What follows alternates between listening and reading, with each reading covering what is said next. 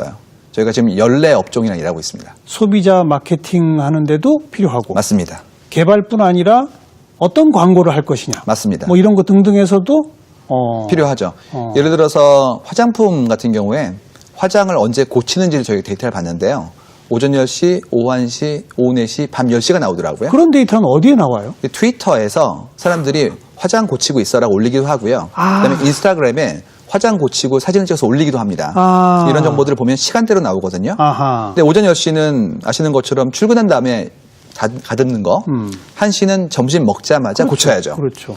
4시는 퇴근 준비하면서 화장 고치는데 밤 10시가 나온 거예요. 네. 그래서 처음에는 밤 10시에 나이트 라이프가 있는 건가 생각했는데 그러기에는 너무 일정이 나오거든요. 네. 데이터를 열어봤는데 뭐가 나왔냐면 저기 나왔습니다. 셀카요.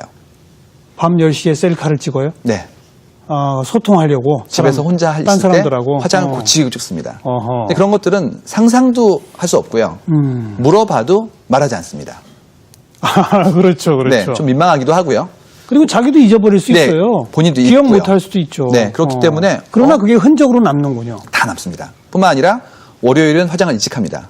차가 막히거든요. 그리고 금요일은 늦게 합니다. 네. 이유가 불타는 금요일이에요. 그러면 화장품 광고는 요일마다 시간대가 달라야 됩니다. 그렇죠. 굉장히 어렵고도 섬세한 작업이에요. 예. 그러니까 이제 일종의 그 상품 소비, 뭐 판매, 뭐 이런 쪽 영역이 있고, 네. 또 어떤 영역이 있을 수 있습니까? 트렌드를 이해한다면 사람들과의 소통을 하기 위해서 내가 언제 누구에게 어떤 얘기를 할 것인가 결정할 수도 있고요. 심지어 뭐 방송 같은 경우에도 어떤 방송 콘텐츠가 적합한지를 알 수 있죠. 어떻게 알아요, 그걸? 사회가 움직입니다. 예를 들어서 최근에 여러 나라의 사람들이 모여서 말하는 프로들이 늘고 있거든요. 예. 모 방송국에서 이렇게 청년들이 나서 얘기하는 거 있지 않습니까? 외국 사람들 모여가지고. 맞습니다. 네. 멀티컬처가 한국에 뜨고 있어요. 지금까지 단일을 한 민족이었는데 지금 교수님 아시는 것처럼 전체 그 결혼 숫자 중에서 10% 정도가 다문화로 이루어지고 있고요. 맞습니다. 뿐만 아니라 교류가 늘고 있고 한류 때문에 한국의 정주자가 늘고 있어요. 그렇죠. 그러다 보니 같이 사는 문제에 대해서 고민하는 거고 그러다 보니 그런 프로그램들이 사람들에게 사랑받게 되는 거죠. 그래서 프로그램 기획 당시부터 알고 있어요. 어떤 것이 될 건지를. 그렇기 때문에 그 위에 컨텐츠를 올리고 때에 따라서는 어떤 사람이 적합한지도 알 수 있습니다. 넷플릭스 같은 경우에는 하우스 오브 카드라는 드라마를 만들었는데 그때 했던 것이 어떤 컨텐츠를 사람들이 좋아할까를 보고 예전에 했던 드라마를 리바이벌 하면서 주연 배우까지 결정했습니다. 이유가 사람들이 이런 형 시대의 걸 좋아하는데 이런 시대에는 이런 배우가 좋지라는 부분들을 이미 데이터 분석으로 알고 있는 거예요. 그래서 엄청난 성공을 거뒀죠. 그러니까 만들기 전부터 사람들의 기호를 안다면 가장 정확한 취향 저격을 할 수 있는 거예요. 그럼 우리가 지금 즐겁게 보는 드라마를 하나 만든다고 쳐도 네. 이제는 그러면 드라마의 소재는 뭐로 합시다. 네. 주인공은 누가 좋겠소. 네. 그 사람하고 싸우는 악역은 누가 좋겠소. 네. 이런 게 데이터 속에서 다 나온다. 나옵니다. 그건 어떤 데이터죠? 굉장히 많은 데이터들이 있어요. 예를 들어서 한 영화도 단순히 이거를 그냥 SF물이야. 70년대 배경이야. 이렇게 놓을 수도 있고요. SF인데 남녀 간의 갈등이 있고 형제가 나오며 시대는 어디고 위치는 어디고 이런 식으로 세분화시킬 수가 있어요. 물론이죠. 그 수많은 데이터가 모이면 그 데이터들을 좋아했던 사람들의 흔적과 그 데이터를 본 사람이 다시 다른 데이터를 봤을 때 링크 같은 걸 보면 어느 순간인가 사람들의 선호를 다 파악할 수가 있습니다. 우리도 흔히 보면 요새 왜 IPTV 이런 데서 네. 영화를 이렇게 고르잖아요. 그렇죠. 내가 어떤 영화 하나를 고르면 바로 밑에 이렇게 화면에 쫙 나오더라고요. 네. 이 영화를 선택한 사람들이 기존에 선택했던 다른 영화들. 맞습니다. 이게 이제 저절로 막 뜨더라고요. 네. 그러니까 그런 것들을 한 2단계, 3단계 자료를 쫙 모아서 분석을 하면 어떤 유형의 영화를 사람들이 좋아하는구나. 네. 그걸 예측할 수 있고 주인공도 알 수 있고 이렇다 이거죠. 맞습니다. 근데 그게 이제 단순히 영화 레벨에서 선택한다면 그냥 링크만으로 뽑을 수 있는데 그 영화에 대한 메타데이터, 그 영화의 배경, 제작자, 출연진, 플롯까지 보기 시작하면 더 많은 유추가 가능해지는 거죠. 그래서 실제로 넷플릭스 같은 경우에 미국의 N모사 같은 경우에는 추천을 했을 때 구매 비율이 60%가 넘습니다. 그렇죠. 그러니까 그 얘기 뭐냐면 그가 주는 것은 나한테 딱 맞는 거예요. 근데 일반적으로 다른 플레이어 같은 경우에는 보통 10% 정도? 그러니까 정확률 차이가 꽤 커요. 그 이유는 사용자 숫자도 있지만 사실은 그 데이터를 어떻게 잘 관리하고 있는지가 더 중요한 그렇죠, 이슈예요. 그렇죠. 거기에 대한 예. 품이라든지 예. 관리의 기법 같은 것들이 결국에는 그 승률을 가르는 거죠. 그래서 데이터 사이언티스트가 굉장히 중요합니다. 정책 결정에도 사용됩니까? 정책 결정 같은 경우에는 합의가 가능해지죠. 그러니까 서울시가 심야 버스를 빅데이터로 만드셨던 굉장히 예쁜 예제를 가지고 있어요.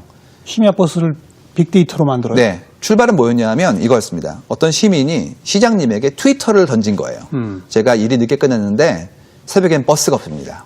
근데 택시는 너무 비싸고 버스 좀 만들어 주세요. 예. 뭐 도대체 탈 수가 없어요. 그래가지고 그게 일종의 파랑새 프로젝트였어요. 왜냐면 트위터가 파랑새가 그 아이콘이니까. 지저귀는 소리. 맞습니다. 예, 예. 그래서 결국에는 이제 그걸 보시고 그러면 투자를 하겠다. 근데 문제는 대상 자체가 몇 명이나 되는지 또 서울이 넓은데 어떤 루트를 만들 것이 결정하기는 너무 어려웠거든요. 노선 결정. 예, 그거를 이제 그냥 우리의 직관으로 하는 순간 수많은 민원이 양산됩니다.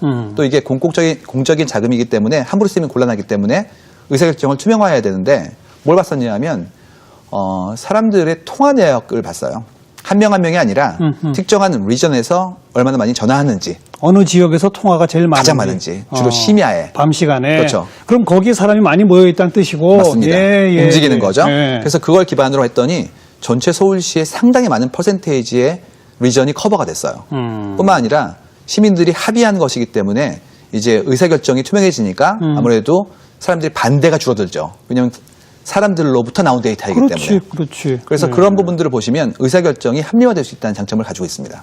근데 그냥 생각해봐도 심야에는 여기 이 동네에 사람이 제일 많을 거야라고 알 수 있어요. 맞습니다. 또 눈으로 봐도 알 수 있고 그렇죠.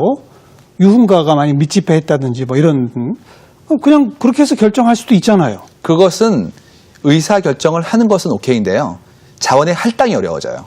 얼마나 많이 스탑할 거고 간격은 얼마나 되고 요일별로 다른지에 대한 부분까지 봐야 되기 때문에 그렇게 쉬운 문제가 아닙니다. 계속 변화하거든요. 예, 예를 들어서 예. 비 올 때 다르고요. 그 다음에 월화수목금토일이 다르고요. 1월, 2월, 3월, 4월이 달라집니다. 그것까지는 감으로 모르죠. 모릅니다. 그리고 되더라도 그걸 또 일일이 현장에 가서 사람들의 숫자를 세고 있으면은 안 되는 거고. 그 돈이 더 들죠. 더 들죠. 예, 맞습니다. 더 들죠. 그러니까 어찌 보면 그냥 어떤 경험을 통해서 사회과학은 그런 사람들의 경험이 쌓여 있는 것을 과학적으로 분석하는 거 아니겠습니까? 그런 사회과학적인 접근법으로 대충 추론해 볼 수 있는 것인데 그걸 빅데이터랑 결합시키면 훨씬 정교해지는 그런 거로군요. 그렇죠. 그리고 통찰을 검증할 수도 있고요. 새로운 통찰을 주도록 이렇게 클로를 줄 수도 있어요. 상상 못했던 것들이 나옵니다. 증거를 낼 수 예, 있고. 그렇기 때문에 제가 보기에는 자연과학과 사회과학이 이제 만나고 있는 것 같아요. 그렇죠. 아까 그런 말씀 하셨습니다. 무슨 인류학이나 심리학 뭐 이런 사회과학 전공한 사람들을 직원으로 이렇게 초빙을 했더니 네. 훨씬 더 일이 커지더라. 네. 그렇죠. 데이터만 있다고 그래서 그 데이터를 다루는 컴퓨터 공학자들만 모여 있다고 해서 세상을 읽을 수 있는 건 아니죠. 그러니까 관점이 다 다른데 다양성을 이렇게 같이 녹여내는 순간 새로운 형태의 기회가 올라오고요. 그 다음에 저희 같은 경우는 마인드 데이터이기 때문에 마인드를 연구하는 사람들이 더 날카로운 관점을 가지고 있는 것들이 꽤 많이 보입니다. 물론이죠. 네. 그래서 우리 송 박사님 명함을 보면 이 뒷면에 마이닝 마인즈, 네. 마음을 캔다. 네. 일부러 이렇게 써놓으신 거죠? 그러니까 그 슬로건 만드는데 몇 년이 걸렸습니다. 그러니까 저희가 하는 일은 데이터 마이닝이라고 불러요. 그러니까 데이터가 산처럼 쌓여 있으니까 그걸 캐내는 광부 같은 일을 하고 있는데요. 그렇죠. 근데 그거는 행위거든요. 행위에는 목적이 있는데 목적에 대한 부분들을 고민해 본 거예요. 그러다가 저희 데이터는 사람이 남긴 데이터니까 마인드 데이터구나. 그렇다면 우리가 하는 일은 마인드 마이닝이 아닐까라고 생각해야 된 거고요. 어느 순간에 그게 제 슬로건이 돼서 이렇게 셔츠에 새기고 다닙니다. 옷에도? 네. 예. 그러니까 제 이게 모토가 되었어요. 제가 요즘 하는 운동이 뭐냐면 각자 이런 모토를 새겨보자라는 운동을 하고 있어요. 뜻을 밝히면 더 사회 속에서 역할을 할 수 있지 않을까 생각을 하게 해서 좌우명이라는 것처럼 새기는 작업들을 한번 해보는 게 어떨까 하고 생각하고 있습니다. 근데 마이닝 마인드가 아니라 마인드에 S를 붙인 복수형을 쓰셨네요. 네. 그건 어떤 뜻입니까? 저희는 사회적 합의를 알고 싶어요. 소셜 마인드를. 한 사람 생각도 중요하긴 한데요. 우리가 어느 순간인가는 같이 살면서 모든 사례 속에서 합의를 하고 있거든요. 예. 그래서 그런 합의를 알고 있으면 서로 갈등이 적고 돕지 않을까? 그렇기 때문에 그런 소셜 마인드, 정확히 얘기하면 주관을 객관화하고 싶습니다. 주관을 객관화한다. 예, 한 사람 생각은 주관적인데 아하. 그 사회 속에서 합치되는 부분이 있고 그 합의에 대한 부분들은 객관적 주관이라고 저희는 부르기 때문에 그걸 해보고 싶은 거예요. 이게 이제 거칠게 얘기하면 커먼 센스, 상식이 되는 거죠. 그렇죠. 상식은 뭐 많은 사람들이 동의할 수 있는 것, 그게 네. 상식이니까. 근데 상식이 변화하거든요. 변하죠. 특히 한국 같은 경우라면 지금 어떤 상태냐면 한 조직 내에서도 나이 드신 분들이랑 젊은 사람들이랑 백그라운드가 다릅니다. 예를 들어서 저희 세대 때는 추억이 교련 배운 거였거든요. 그 다음에 혼부식 검사한 거였고, 네. 그 다음에 이렇게 갈탄 같은 거 떼고 조개탄, 그때 철제도시에 올려가지고 구워 먹던 그런 맞아, 경험을 맞아. 이제 가지고 있단 말이죠. 예. 젊은 친구들 물어보면 이런 얘기예요. 샌프란시스코에서 먹은 해피밀이요. 제가 보기에는 세대가 아니라 시대 갈등이에요. 예, 소득 1000불 세대의 어렸을 때 추억 가진 사람이 압축 성장 속에 현재 위치에 왔고 젊은 세대는 이미 2만 불 세대에 자랐거든요. 그렇죠. 그러면 가지고 있는 백그라운드가 다릅니다. 또 어려서 접했던 과학기술 문명의 수준도 현격히 다르죠. 그리고 저희 때는 성장 시대였기 때문에 베러 투마로우였고요. 지금은 쉽지 않은 저성장으로 가고 있단 말이죠. 그래서 그들이 같은 공간에 있기 때문에 갈등이 생기는 거예요. 그래서 당신의 상식이 과연 상식일까에 대한 부분들을 한번 여쭤보고 싶었어요. 저희 데이터를 보면 아닌 것들이 숱하게 보이거든요. 그걸 보고 나면 상호 이해가 가능하기 때문에 갈등이 줄 수 있어서 결국에는 그런 소셜 마인드를 보고 싶은 거죠. 그러니까 입장 바꿔 생각해보자. 맞습니다. 서로 상대방의 입장이 되어보자라고 말은 하지만 그 상대방 마음속으로 들어가 볼 수가 없단 말이에요. 맞습니다. 근데 데이터를 읽어보면 들어가 볼 수 있더라. 상당히 볼 수 있고요. 그다음에 본인도 모르는 마인드가 노출되는 경우도 많습니다. 반복되는 패턴 속에는 그들의 욕망이 숨어 있는데 본인은 그거를 부지불식간에 하기 때문에 이해하지 못하는 경우도 있거든요. 예. 그런 것들을 하다 보면 아 한국 사회 사람들이 어떤 생각하는구나 혹은 외국과 어떻게 다른지에 대한 부분들을 비교해 볼 수 있죠. 글쎄요. 그러니까 이건 무슨 특별히 상품 개발하고 판매하고 정부 정책 결정하고 방송 프로그램 만들고 이런 사람들만 하는 게 아니라 그냥 직장에서 젊은 신입사원하고 갈등 빚는 부장님들도 공부해야 되는 거군요. 맞습니다. 그게 생존에 유리해져요. 그래야지만 같이 살 수 있으니까요. 그러니까 나는 비하인드고 세상이 바뀌면 쓸모가 적어지거든요. 근데 같이 있을 때 웃을 수 있고 터놓을 수 있으면 그때부터는 같이 갈 수 있기 때문에 봐야 되는 거죠. 근데 그 50대 부장님들은 그 빅데이터를 어떻게 내가 들여다볼 수 있는지도 잘 모르잖아요. 그러니까 저희도 그런 컨텐츠를 아주 제한적으로 열어놓는 그런 창구들이 좀 있어요. 홈페이지나 있는데 본인이 문제를 가지고 있어야지만 데이터가 보입니다. 문제의식을 가지고 추구에 들어가야 되죠. 그렇죠. 쿼리를 넣어서 연결된 정보를 보고 그걸 기반으로 다시 탐색하고 한다면 어느 순간에 올라올 수는 있어요. 하지만 중요한 건 데이터를 보는 것보다 관점을 바꿔야 돼요. 내가 옳다. 난 지금까지 옳은 일을 했다. 성공의 방정식이 있었다는 부분들을 버리지 못하면 데이터가 안 보이거든요. 그러니까 이거예요. 쟤네들은 왜 그러지? 라고 생각하면 안 돼요. 아 그렇구나. 그러면 왜 바뀌었을까를 볼 때부터 데이터가 보이기 때문에 그 관점을 바꾸는 게 제일 1번입니다. 관찰하겠다. 우선은 관찰 내가 좀 더 유심히 보겠다라는 계속, 식의 마음의 변화. 예, 관찰하고 그다음에 그쪽에 편히 서보고요. 내가 부장이니까 대리 왜 이럴까가 아니라 내가 대리라면 어떤 행동을 할까를 생각해 보는 거죠. 그다음에 내가 잘하던 시절과 다른데 다른 건 무엇일까 고민해 본다면 어느 순간인가 가능해지는 거죠.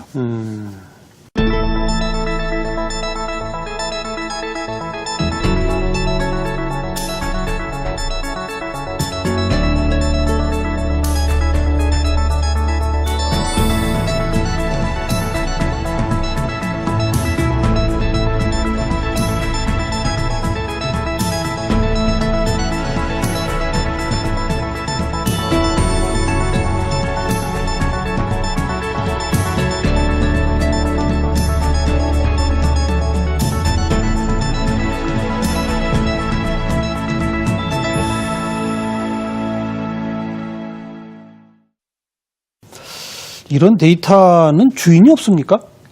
각자가 주인이고요. 네. 근데 패턴을 보는 거는 사실은 아직까지는 좀 비어있는 영역이에요. 그러니까 이걸 좋아하는 이유가 뭐냐면 원유도 예전에는 유기물들이 쌓여서 시체가 쌓이고 압력과 열에 의해서 액체화된 거거든요. 그렇죠. 그러니까 지나간 세월의 흔적이기 때문에 지금은 누구나 쓸 수 있는 그런 구성이 되는 것처럼 이 데이터도 각자가 주인인데 패턴을 보는 건 누구나 볼 수 있을 만큼 열려 있는 거죠. 그래서 하지만 원유의 경우는 영토에 따라서 아, 예. 이건 사우디아라비아 거, 이건 아랍에미레이트 거, 우리나라는 없잖아요. 네. 근데 이 데이터는 이 영역도 없잖아요. 국경도 없지 않습니까? 국경이 없고요. 그렇기 때문에 모든 나라들이 지금 달려들고 있는 중이고요. 뭐 구글 같은 경우에도 전 세계를 검색하잖아요.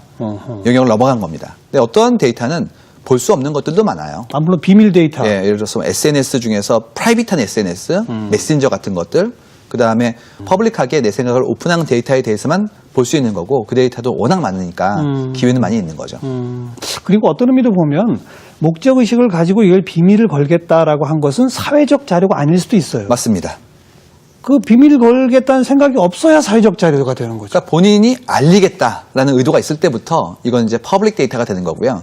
그렇지 않고 이건 내 친구들의 관계야 그러면 이건 프라이빗 데이터가 되는 거죠. 이 대목쯤에서 다시 또 알파고 그 인공지능 얘기를 안 할 수가 없는 게 지금 우리 송 박사님 같으신 분들은 뭔가 문제의식을 가지고 뭐 필요하면 어떤 업체로부터 의뢰를 받아서 그 어떤 목적의식을 가지고 광부가 캐듯이 데이터 속으로 이렇게 파고 들어가시는 거 아니겠습니까? 그렇죠. 근데 이제 인공지능이 지가 스스로 알아서 그렇게 할 수 있는 그런 세상은 안 옵니까? 그런 세상은 아직도 한참 멀었습니다. 그러려면 그에게 자아를 주고 그에게 목표를 삼도록 만들어줘야 되는데 아직은 정해져 있는 어떤 태스크를 풀어나가는 거예요. 알파고는 이름부터 알파고잖아요. 그러니까 이거는 바둑을 위한 것이지 특정한 목적은 아니고요. 다만 엔진은 확장될 수 있죠. 그렇기 때문에 엔진을 가지고 어디로 갈 것인가는 산업과 학계와 정부가 결정할 겁니다.